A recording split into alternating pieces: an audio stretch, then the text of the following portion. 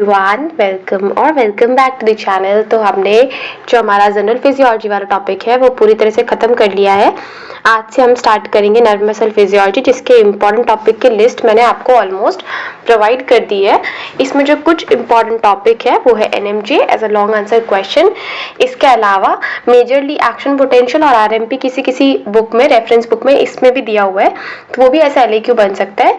बाकी short answer question तो इस चैप्टर से भर भर के बनाया जा सकता है।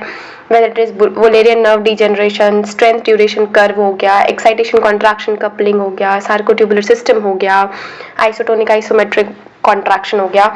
तो ये सब सीखने के पहले सबसे पहले let us understand some of the basic terms जो हमारे लिए in the chapter of nerve muscle physiology थोड़ा सा इंपॉर्टेंट हो जाता है। तो हम बचपन से पढ़ते हुए आए हैं कि न्यूरॉन्स जो है वो बेसिक स्ट्रक्चर है, राइट, स्ट्रक्चरल और फंक्शनल यूनिट है हमारे पूरे नर्वस सिस्टम का। तो हमने ऐसे कुछ स्ट्रक्चर देखा है, राइट। यहाँ पे फिर ये एक्सॉन बनता है, ये सेल बॉडी है, फिर ये एक्सॉन जाके ऐसे कुछ खत्म हो जाता है। ये हमने एक बेसिक स्ट्रक्चर देखा है।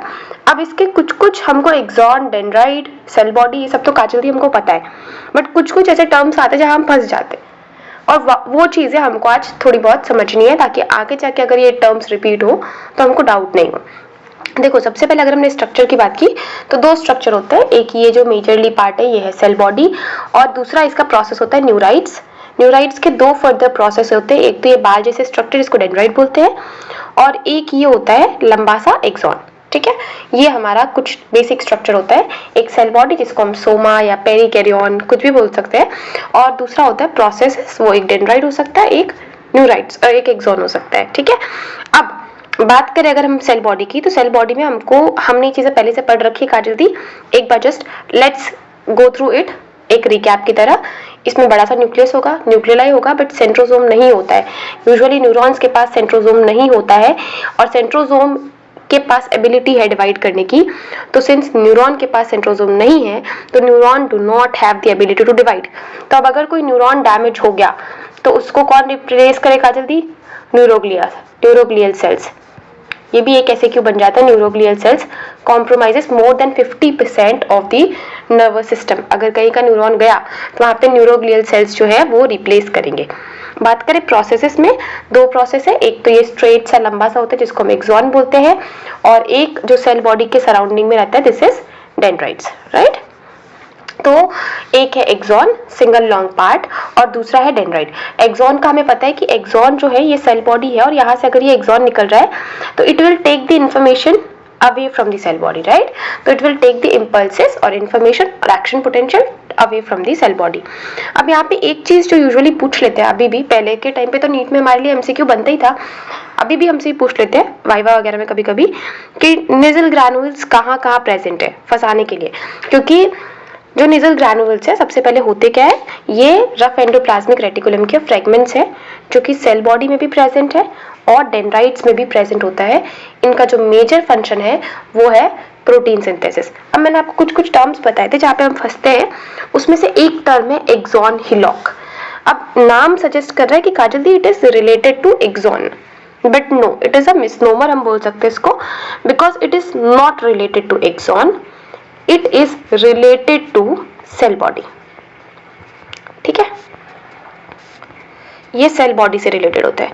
अब होता क्या है, देखो, हमने जब ये कुछ ऐसा ड्रॉ किया था, ठीक है, अब यहाँ के बाद ये जाता है ना, एक्सॉन बनाता है, तो ये जो कोनिकल पोर्शन होता है सेल बॉडी का, इसको हम एक्चुअली में एक्सॉन हिलॉक बोलते हैं। ठीक है, एक और टर्म आता है जिसको हम इनिशियल सेगमेंट बोलते हैं। इनिशियल सेगमेंट क्या होता है, अब ये मेरा एक्सॉन है, ठीक है, और यहाँ से मेरा माइलिन शीथ शुरू है, तो इनिशियल सेगमेंट ये वाला सेगमेंट है। इनिशियल सेगमेंट का मतलब होता है वो सेगमेंट जो कि सेल बॉडी से और माइलिन शीथ के बीच में प्रेजेंट है।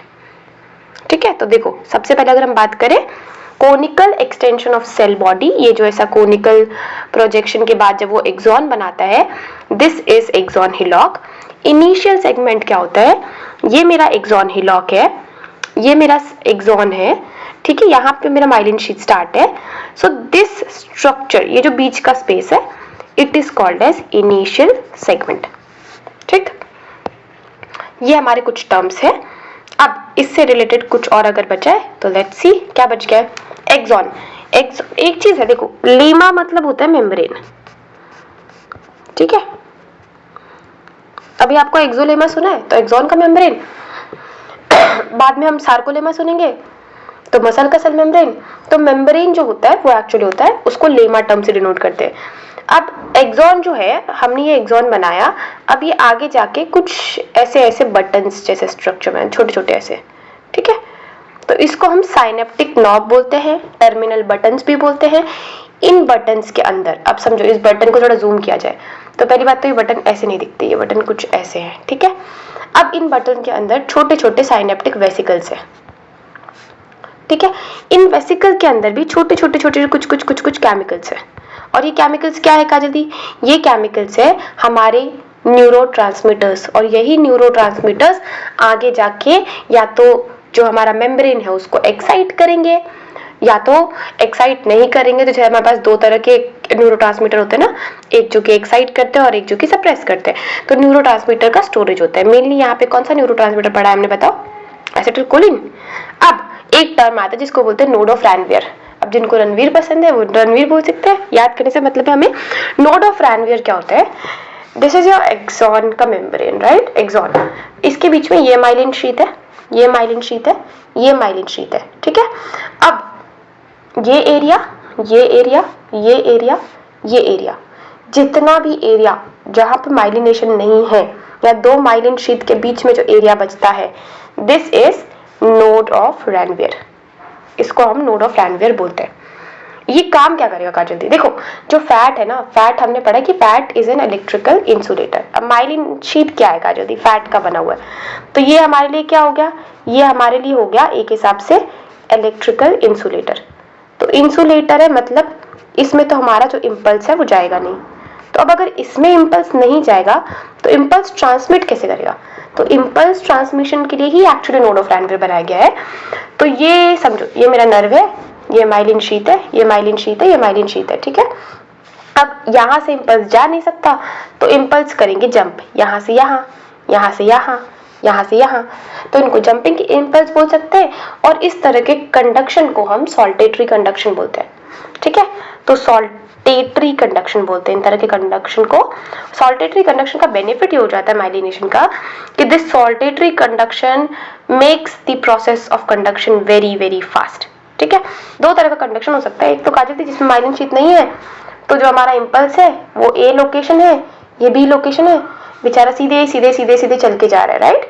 और दूसरा हो सकता है कि काजल थी नीचे इसमें माइलिनेशन है, तो अब माइलिनेशन इंसुलेटर की तरह काम कर रहा है, तो अब इसको जंप कर करके जाना पड़ेगा। तो जंप करने वाला पहुंचेगा जल्दी। तो दो तरह के इम्पल्सेस, सॉल्टेटरी और अलोंग द लेंथ कंडक्शन। तो अलोंग द लेंथ कंडक्शन थोड़ा डिलेड होता है और जो सॉल्टेटरी कंडक्शन है वो थोड़ा क्विक होता है, फास्ट होता है। बात करें अगर हम क्लासिफिकेशन ऑफ न्यूरॉन्स की, तो न्यूरॉन्स को मेनली तीन मेजर फंक्शंस के ऊपर क्लासिफाई किया गया है। एक तो कितने पोल्स है न्यूरॉन में, एक है फिजियोलॉजिकल या हम फंक्शनल क्लासिफिकेशन बोलते हैं, और तीसरा होता है कि न्यूरॉन के जोन के बेसिस पे क्लासिफाई किया गया है, ठीक है। अब इन तीनों क्लासिफिकेशन के बारे में अगर हम शॉर्ट में देखें, क्योंकि आगे आने वाले टर्म्स में हमको काम आएगा, तो सबसे पहला जो क्लासिफिकेशन आता है, देख रहे हो, वो होता है depending upon number of poles, कितने पोल्स है, ठीक है। अब ये हमारे फर्दर तीन पोल हो सकते हैं, that is either unipolar, bipolar और मल्टीपोलर। काजल दी ट्राइपोलर, टेट्रापोलर क्यों नहीं बोलते? क्योंकि मेजर जो हमारे पोल्स है ये यही चीज है, ठीक है। तो यूनिपोलर का मतलब और बाइपोलर का मतलब, और एक और टर्म आता है जिसका मतलब होता है सूडो यूनिपोलर, ठीक है। ये एक टर्म है जिसको हम सूडो यूनिपोलर बोलते हैं। बट सबसे पहले हम देखते हैं कि क्या यूनिपोलर का एग्जाम्पल। यूनिपोलर मतलब एक ही पोल है, ठीक। अब इसका एग्जाम्पल है हमारे पास जितने भी हमारा जो एम्ब्रियोनिक लाइफ है उसमें जो सेल्स होते हैं, न्यूरॉन्स होते हैं, न्यूरल सेल्स होते हैं, वो हमारे मेनली यूनिपोलर नेचर के होते हैं, ठीक। दूसरा आते हैं हमारे पास, दैट इज बाइपोलर। तो बाइपोलर का मतलब क्या होता है? एक तो ये सबसे पहले प्रेजेंट कहाँ होंगे काजल दी? बाइपोलर प्रेजेंट होंगे हमारे नेजल ऑल्फैक्टरी एपिथेलियम में। बाइपोलर सेल्स जो हमारे रेटिना में प्रेजेंट है उसमें भी प्रेजेंट होगा, ठीक है। अब कुछ लोगों को कंफ्यूजन होगा कि यूनिपोलर और बाइपोलर और इसका मतलब क्या होता है। तो यूनिपोलर का मतलब होता है जिसमें सिर्फ हमारे पास एक ही है सेल प्रोसेस, ठीक है। बाइपोलर का मतलब क्या होता है कि एक एक्सॉन है और एक डेंड्राइट है। इसमें क्या है हमारे पास एक्सॉन प्लस डेंड्राइट, एक एक दोनों। इसमें हमारे पास सिर्फ एक ही प्रोसेस है, एक ही एक्सॉन है, ठीक। अब हमारे पास क्या आता है तीसरा, मल्टीपोलर। मल्टीपोलर का मतलब ही समझ में आ रहा है कि काजल इसमें बहुत सारे पोल्स है, राइट। एक्सॉन एक हो सकता है और बहुत सारे इसके साथ हमारे पास क्या है काजल डेंड्राइट है। सो दिस इज मल्टीपोलर, जो कि मेनली हमारे जो सेंट्रल नर्वस सिस्टम के जितने भी कॉम्प्लेक्स प्रोग्रामिंग्स है, न्यूरल पाथवेज है, वो हमारा बाइपोलर नेचर का है। एक होता है सूडो यूनिपोलर, जो कि एक्चुअली दिख रहा है यूनिपोलर जैसा बट वो है नहीं, दैट इज सूडो यूनिपोलर। और सूडो यूनिपोलर ऐसा भी होता है कि ये हमारा प्रेजेंट है डॉर्सल रूट गैंग्लियन में, ठीक है। सूडो यूनिपोलर में शायद मैंने उल्टा बोल दिया, सूडो यूनिपोलर का मतलब होता है सूडो यूनिपोलर। इसका मतलब है कि ये है तो यूनिपोल पर दिख रहा है बाइपोलर, हाँ राइट। इसका एग्जाम्पल देखो, ये हमारा एक कुछ ऐसा स्ट्रक्चर होता है सूडो यूनिपोलर का, ठीक है। तो एक्चुअली ये हमारा एक ही पोलर है, मतलब यूनिपोलर है, इसके पास एक ही पोल है, ठीक है। लेकिन इट लुक लाइक बाइपोलर, दिख रहा है ना कि काजल दी हो सकता है ये एक्सॉन हो, ये डेंड्राइट हो, ये डेंड्राइट हो, ये एक्सॉन हो, but no, this is false kind of दिखावा। तो दिस इज सूडो यूनिपोलर, जो कि हमारे पास प्रेजेंट है डॉर्सल रूट गैंग्लियन में, स्पाइनल कॉर्ड में, ठीक है। तो यूनिपोलर का मतलब सिर्फ हमारे पास एक ही प्रोसेस प्रेजेंट है, ठीक। बाइपोलर का मतलब काजल दी एक एक्सॉन है और एक डेंड्राइट है। यूनिपोलर का मल्टीपोलर का मतलब क्या हो जाएगा कि बहुत सारे हमारे पास पोल्स अवेलेबल है। ये हमारे पास यूजुअली हमको किस में भी दिख जाएगा, पीएनएस में दिख जाएगा, सीएनएस में दिख जाएगा, मतलब यूजुअली सीएनएस से रिलेटेड जितनी भी चीजें होंगी उसमें हमको मल्टीपोलर देखने को मिलता है, ठीक है। अब आता है हमारे पास फंक्शन बेसिस पे। तो फंक्शन बेसिस पे होता है मोटर और सेंसरी। सेंसरी का मतलब है जो कि सेंस लेकर के आएगा, मतलब ये एफरेंट है, ठीक है। मैंने हमेशा से ऐसे याद किया है, जो ईफरेंट होते हैं, ईफरेंट में पहले ई आता है, ई का मतलब होता है एग्जिट, है ना। तो ये लेकर के जाएगा, ये आएगा नहीं, ये जाएगा। और सेंसरी उल्टा, तो सेंसरी होता है अफरेंट, और ये हमेशा सेंस ऑर्गन से, जो भी हमारे सेंस ऑर्गन है वहां से सीएनएस तक इंफॉर्मेशन ले करके जाएंगे, ठीक है। अब सेंसरी जो हमारा इम्पल्स है, मतलब फंक्शनल बेसिस पे अगर देखें तो सेंसरी जितने भी हमारे न्यूरॉन्स हैं उनके एक्सॉन्स यूजुअली छोटे होते हैं, कंपैरेटिवली इनके डेंड्राइट्स बड़े होते हैं। तो ये हमारे पास एक इम्पॉर्टेंट डिफरेंस आ जाता है जो आपसे मोटर न्यूरॉन और सेंसरी न्यूरॉन्स पे पूछ सकते हैं। तो यूजुअली जो सेंसरी न्यूरॉन्स है उसके जो हमारे एक्सॉन है वो छोटे होते हैं और इनके डेंड्राइट्स एक्चुअली में बड़े होते हैं। अब आता है हमारे पास जोन ऑफ न्यूरॉन पे। तो जोन ऑफ न्यूरॉन में इसको मेजरली 4 जोन में डिवाइड किया गया है। सबसे पहले तो रिसेप्टर्स। तो receptors usually in case of neurons हमारी हेयर लाइक प्रोजेक्शन जिसको हम डेंड्राइट बोलते हैं, ये डेंड्राइट होता है, ठीक है। अब डेंड्राइट ने रिसेप्टर से ले लिया, रिसेप्टर से इंफॉर्मेशन को एक्सेप्ट किया। अब जो हमारा कंडक्शन इम्पल्स है उसके ओरिजिन का जोन होता है।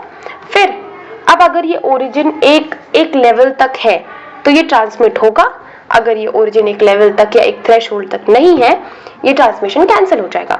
तो that is zone of all और नन लॉ। और फाइनली आता है zone of secretion of neurotransmitter, जो कि हमने देखा था कि काजल दी साइनेप्टिक नॉब है, यहाँ तक अगर हमारा जो कंडक्शन है, जो इम्पल्स है वो पहुंच गया तो क्या कराएगा, यहाँ पे प्रेजेंट है हमारे पास साइनेप्टिक वेसिकल्स, इससे हमारे पास क्या रिलीज करवाएगा, न्यूरोट्रांसमीटर्स, राइट। जो हमारे केस में अगर हम एग्जांपल देखें तो मोस्टली मसल्स के लिए हम एसिटिलकोलिन को प्रेफर करते हैं, राइट। इसी से रिलेटेड पढ़ाई करते हैं। So this is fourth zone, जहाँ पे सबसे पहले रिसेप्टर ने इंफॉर्मेशन इम्पल्स जो भी हमारा केमिकल था उसको रिसेप्टर ने रिसीव किया, उसके बाद हमारा जो कंडक्शन इम्पल्स है उसका ओरिजिन हुआ, फिर अगर वो इम्पल्स थ्रेशोल्ड के बराबर है तो वो ट्रांसमिट होगा, या ज़्यादा भी है तो ट्रांसमिट होगा, अगर वो कम है तो वो ट्रांसमिट नहीं होगा, मतलब होगा या नहीं होगा, बीच का कुछ नहीं रहता इसमें। और फाइनली होता है न्यूरोट्रांसमीटर के रिलीज का zone. So this are the 4 zones के बेसिस पे डिवीजन। तो ये हमारे कुछ न्यूरॉन्स के क्लासिफिकेशन है, वेदर इट इज यूनिपोलर, इधर इट इज बाइपोलर, इधर इट इज मल्टीपोलर, और sensory neurons, motor neurons, receptor based neurons, receptor zone, और origin of conduction, zone of all and non transmission, and finally zone of secretion of neurotransmitter. So these are some basic zones जो आपको थोड़े बहुत in case of, अगर basics की बात करें तो आपको ये पता होने चाहिए when it comes to nerve physiology। ठीक है, अब जो आने वाली कुछ वीडियोस है उसमें हम अलग अलग देख रहे होंगे। पहले कवर करेंगे important topic, Wallerian nerve degeneration, important ऐसे क्यों, फिर स्ट्रेंथ ड्यूरेशन कर्व, एनएमजे की कोशिश करेंगे करने की complete, sarcotubular excitation contraction coupling, isometric isovolumetric, isometric और isotonic contraction, then sliding filament theory, और फिर इसके बाद हमारे पास जो भी और टॉपिक बचते हैं, आपको लगता है काजल दी ये टॉपिक स्किप हो गया, just do let me know in the comment section. तब तक के लिए मिलेंगे नेक्स्ट वीडियो में, बाय बाय, टेक केयर।